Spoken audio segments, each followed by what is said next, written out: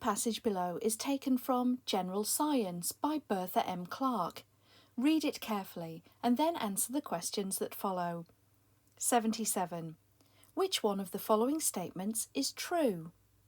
Statement E says all water vapour stays in the atmosphere. Consider the passage.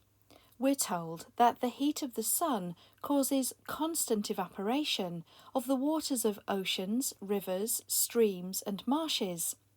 Then we're told that the water vapour which is set free by evaporation passes into the air. The air then becomes charged with vapour, or is said to be humid. Constant unceasing evaporation of our lakes, streams and pools would mean a steady decrease in the supply of water available for daily use if the escaped water were all retained by the atmosphere and lost to Earth. So in other words, if nothing but evaporation happened, then gradually the lakes and waters on the Earth would evaporate into the air and we would have no water left. But of course this isn't what happens. The escaped vapour mingles with the atmosphere, hovering near the Earth's surface or rising far above the level of the mountains, but does not remain there permanently. When the vapour meets a cold wind or is chilled in any way, condensation takes place and a mass of tiny drops of water or of small particles of snow is formed.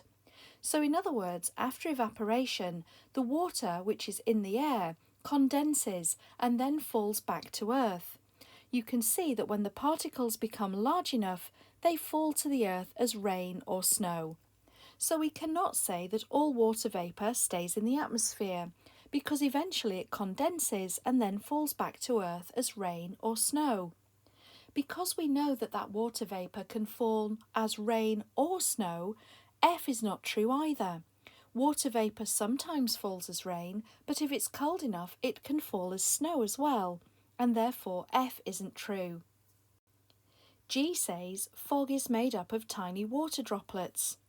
Fog is formed when vapour condenses near the surface of the Earth and when the drops are so small that they do not fall but hover in the air. So fog indeed is made up of tiny water droplets, meaning G was the true statement here. H is also false. The water in streams is steadily decreasing each day. Although the heat of the sun causes constant evaporation and the water levels do decrease, because of condensation, rain falls and replenishes the water supply. So the water supply in streams and rivers and so on goes down and up and therefore maintains a fairly constant amount of water. So H is not true, and it means that G was the right answer to this question. And you can show the answer of G on the answer paper like this.